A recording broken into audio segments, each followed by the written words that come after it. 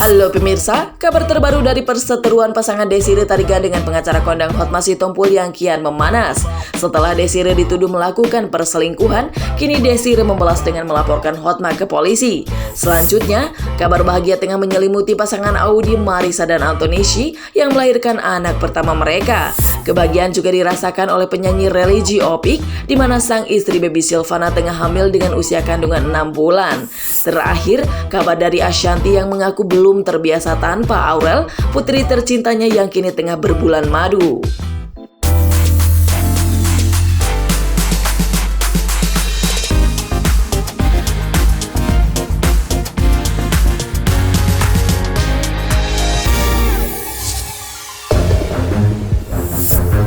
Prahara rumah tangga pengacara kondang Hotma Sitompul dengan Desiree Tarigan kian memanas. Perseteruan tersebut dimulai ketika Desiree mengaku diusir dari rumahnya oleh Hotma, yang kemudian sang pengacara memasang tembok pembatas yang memisahkan rumahnya dengan rumah Desiree. Hal tersebut memicu perbincangan hangat di kalangan warganet dan kini semakin menjadi setelah Hotma Sitompul buka suara dan menyebut istrinya terlibat perselingkuhan dengan pria lain. Sontak, tuduhan tersebut membuat Desiree geram dan memutuskan untuk mengambil tindakan tegas dengan melaporkan Hotma ke Kapolres Jakarta Selatan. Ternyata, tak hanya Desiree yang membuat laporan ke polisi, namun juga sang ibunda Mulyana Tarigan. Desiree menuturkan bahwa dirinya melaporkan suaminya dengan tuduhan pencemaran nama baik, yakni melanggar Undang-Undang Pasal 310 KUHP dan Pasal 27 Ayat 3 Undang-Undang ITE, serta tuduhan kedua yaitu penyerobotan lahan rumah dari Ibu Mulyana Tarigan di kawasan Jakarta Selatan yang melanggar Pasal 167 KUHP Junto dan Pasal 385 KUHP. Saya dan ibu saya tadi ibu telah membuat dua laporan polisi Polres Metro Jakarta Selatan yang berikut.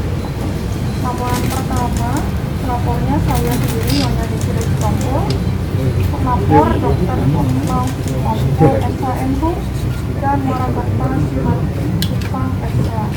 Hal yang dilaporkan dugaan atas saya dan ibu saya tadi ibu telah membuat dua laporan polisi Polres Metro Jakarta Selatan yang berikut. Laporan pertama, pelapornya saya sendiri yang dari Desiree Sitompul, pelapor Dr. Hotma Sitompul SHMH dan Waragatma Simatupang SH.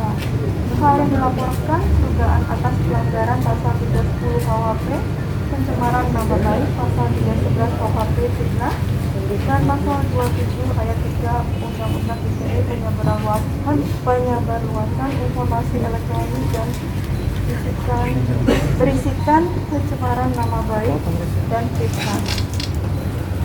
Intisari laporan bahwa saya Nyonya Desiree Sitompul selaku korban mendapatkan video-video di beberapa akun YouTube dan juga di beberapa media atas keterangan konferensi pers yang diduga dilakukan oleh terlapor Warakarta, di mana hal ini dilakukan atas dugaan persetujuan atau arahan dari Dr. Hotma Sitompul SHMH yang isinya diduga menyatakan bahwa fitnah dan pencemaran nama baik, yakni menyatakan saya Nyonya Desiree Sitompul telah selingkuh dengan seseorang pria sehingga saya merasa dirugikan. Laporan polisi kedua, pelapor Nyonya Mulyana Tarigan, ibu saya, terlapor Dr. Hotma Sitompul SHMH. Hal-hal yang dilaporkan dugaan pelanggaran Pasal 167 KUHP, Pasal 385 KUHP, penyerobotan lahan. Intisari dugaan tindak pidana bahwa ibu saya Nyonya Mulyana Tarigan adalah pemilik atas lahan terdapat di Jalan Pangeran Antasari nomor 79 sebagaimana sertifikat hak milik 2025 Jakarta Selatan. Ibu saya Nyonya Mulyana Tarigan selaku korban mendapatkan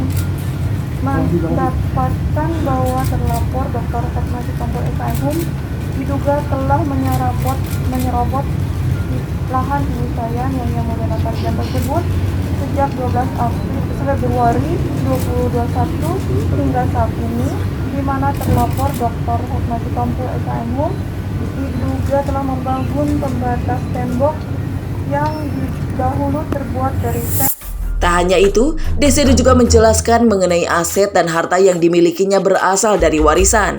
Bahkan, dirinya mengaku ia menjalankan usahanya sendiri dengan berhutang dari berbagai bank dengan jaminan asetnya yang di Australia dan Singapura. Terkait tuduhan aset-aset yang terdapat di Australia maupun Singapura bahwa perlu saya sampaikan yakni kedua orang tua saya dan keluarga saya adalah berasal dari keluarga yang cukup diberkati oleh Tuhan, sehingga keluarga saya meninggalkan warisan kepada saya yang sangat disyukuri lebih dari cukup. Selain itu, saya juga memiliki usaha-usaha yang dijalankan secara mandiri. Bahwa atas rezeki yang cukup tersebut, saya membayarkan uang muka down payment atas apartemen yang berada di Australia dan Singapura tersebut. Jadi tidak ada, perlu saya tegaskan bahwa aset tersebut saya peruntukkan, belikan atas nama anak-anak saya dan untuk pembayaran uang muka. Untuk bersumber dari uang pribadi. Sedangkan untuk sisanya saya bersama anak saya meminjam kepada bank, yakni dahulu Bank PSI, sekarang FFG dan Bank UOB HSBC, di mana saat ini aset tersebut masih dibebankan hak tanggung mortgage atau dijaminkan.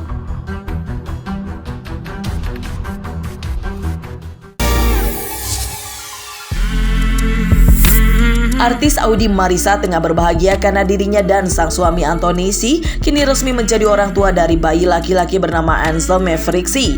Kabar bahagia tersebut disampaikan Audy melalui unggah dalam akun sosial media miliknya, di mana dirinya mengungkapkan usia kandungannya yang baru menginjak 31 minggu 4 hari serta keterangan tanggal dan jam kelahiran putranya tersebut. Audy juga menuturkan bahwa bayinya itu lahir secara prematur. Dijumpai tim Bintang Mas Entertainment di rumah sakit kawasan Bintaro, sang suami Anthony menceritakan keadaan sang istri dan anaknya. Ia mengungkapkan bahwa persalinan Audy dilakukan dengan operasi sesar.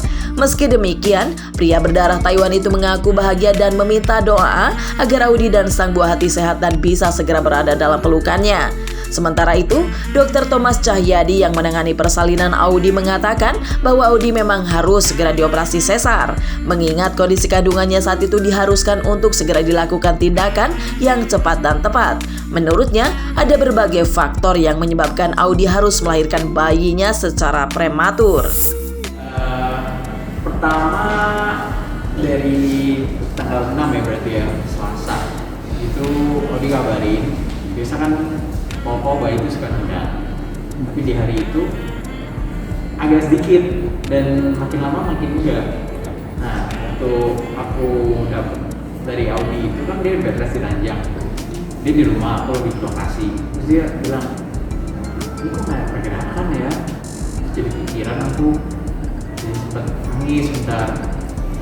Aku bilang, terus aku langsung tanya dokter, dok, ini misalnya bayi nggak gerak selama hampir sehari itu normal ya? Dokter langsung bilang, ya nggak normal.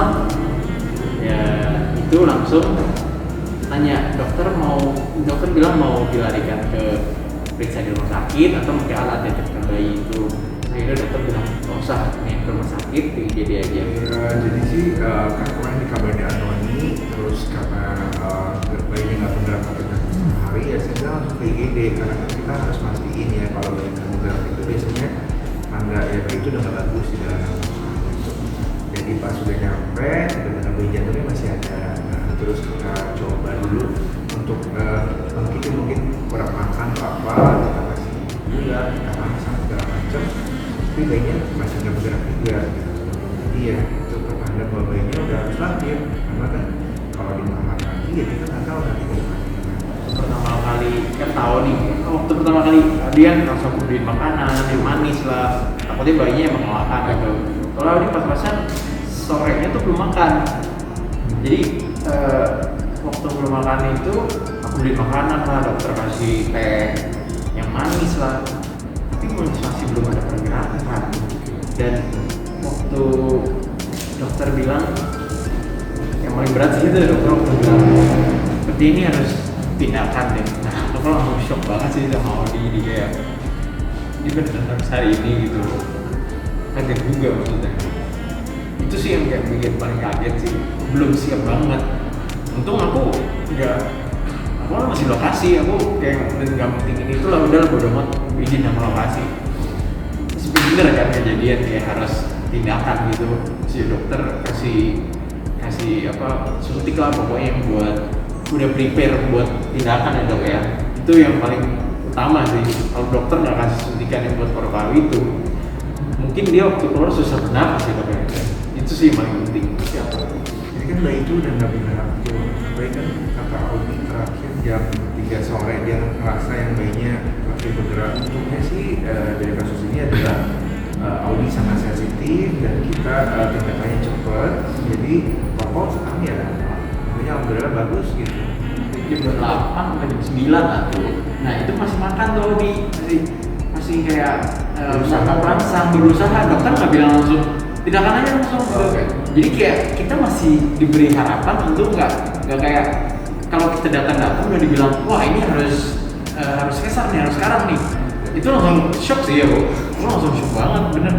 Tapi waktu datang masih ada detak jantung, itu sih kayak udah gak kenapa-napa gitu. Tapi kalau lebih lama lagi mungkin lain cerita. Terharu Audi selamat, bayi juga selamat dan sehat-sehat. Tapi ya namanya bayi prematur pasti kan harus ada asupan dari mesin kan ya pasti ya. Dan harusnya 2 bulan ini dia berkembang di perut, tapi dia di luar. Itu sih yang buat sedih aja. Itu sih yang setiap kali lihat itu sedih banget, kayak dia masih kecil banget. Terdapat hal menarik yang diceritakan Anthony, yakni sebelum putranya lahir ternyata ia dan Audi sudah berencana untuk menggelar acara baby shower. Namun sayangnya acara tersebut harus gagal karena Ansel sudah lahir duluan. Kita udah mau baby shower waktu 11 April. Sebenarnya udah ada, kita udah tahu gendernya juga. Nama udah ada semuanya, yaitu Ansel Maverick Shea itu. Dan kita udah tahu namanya. Tadi mau ada baby shower, ya sekarang udah tahu reveal gendernya. Udah, kenapa nggak kasih tahu aja. Jadi kita juga cancel acara itu. Kenapa sih kita nggak ada ya? Kita benar-benar cuman Audi suka nama itu ya kasih istri aja. Terus dia mau ngenak marga aku sih, ya apa-apa aku ikutin aja. Ada beberapa barang udah gue siapkan. Kayak ada beberapa barang lah, tapi nggak semuanya. Kita prediksi akhir Mei ya dok. Benar-benar akhir Mei loh. Tapi kita awal April. Itu kayak benar-benar nggak di.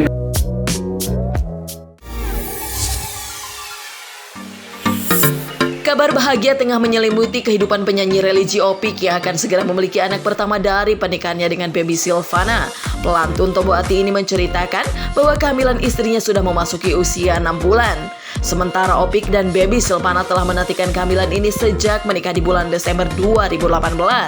Tak hanya itu, diakui oleh Opik bahwa kehamilan istrinya merupakan sebuah berkah dari pandemi karena Opik memang lebih banyak menghabiskan waktu di rumah.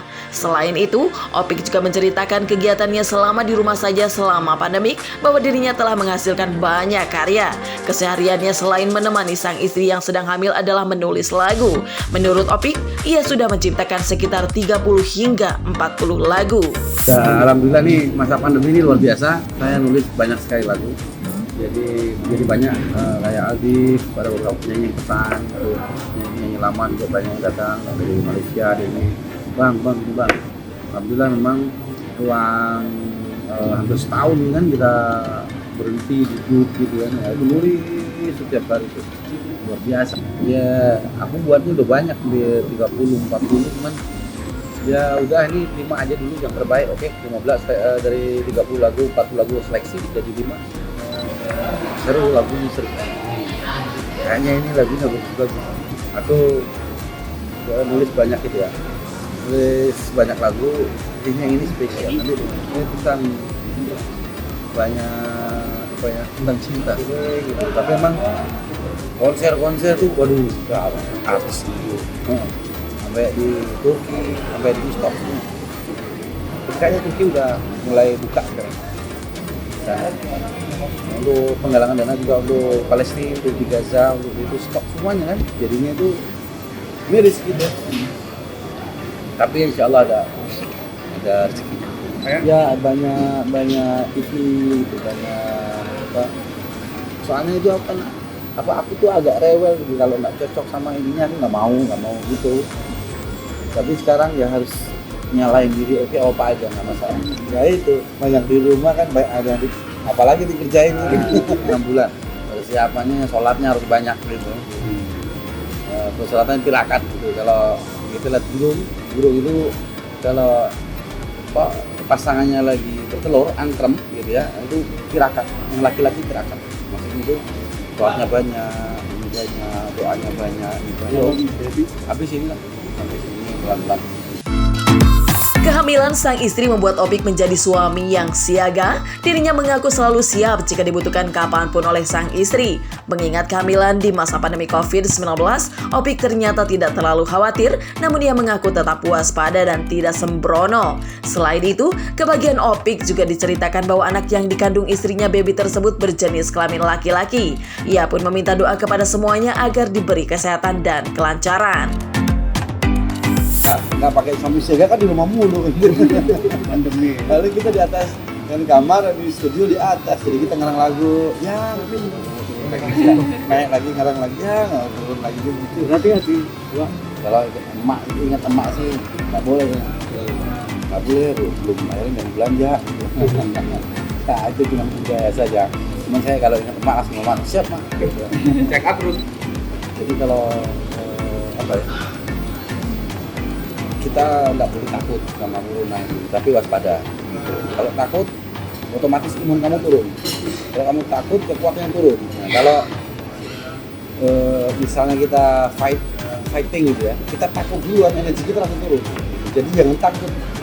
Kuncinya jangan takut, tapi jangan sembrono. Nah, ya mohon doanya saja, pemirsa semua, doanya, alhamdulillah ini anak laki-laki. Udah doanya nggak ada maksud nggak bisa mampu doa saja punya harapan lah karena punya anak laki-laki dan tapi yang tinggal ya insya Allah dan gajinya lebih juga sehat dan anaknya sehat. Sampai sukses kalian juga.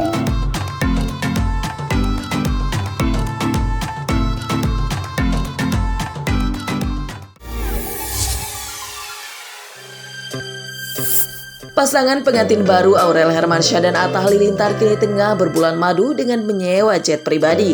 Kebahagiaan dan rasa kehilangan pun dirasakan oleh Ashanty dan keluarga yang mengaku belum terbiasa dengan hal tersebut. Ashanty sebagai ibu sambung dari Aurel yang telah menemaninya sejak remaja merasa berat untuk melepas sang putri tercintanya. Namun, ia mengatakan sudah rela karena semua itu demi kebahagiaan Aurel. Sebagai seorang ibu, ternyata Ashanty tak mau terlalu ikut campur dalam rumah tangga anaknya. Dia hanya memastikan kapanpun Aurel membutuhkannya, ia dan keluarga akan selalu ada. Menurutnya, dengan menjaga komunikasi secara intens saja sudah cukup karena seiring berjalannya waktu, semua akan terbiasa. Ceritanya pun emang perlu minta izin. Suka error deh. Udah kan nggak perlu minta izin, tapi alhamdulillah anakku pasti minta izin. Bukan minta izin, tapi kasih tahu. Bunda, aku mau berangkat honeymoon. Bunda, aku udah on the way. Apa dia ngasih tahu? Tapi kan minta izin sudah tidak perlu, karena kan dia harusnya minta izin ke suami dan mereka pergi berdua. Tapi dia tetap selalu ngasih tahu, Bunda, aku mau pergi nih ke sini ke Bali mau honeymoon gini. Selalu dia buat minta izin, apa ngasih tahu gitu. Kita doain, ya udah Kak, take care, hati-hati gitu.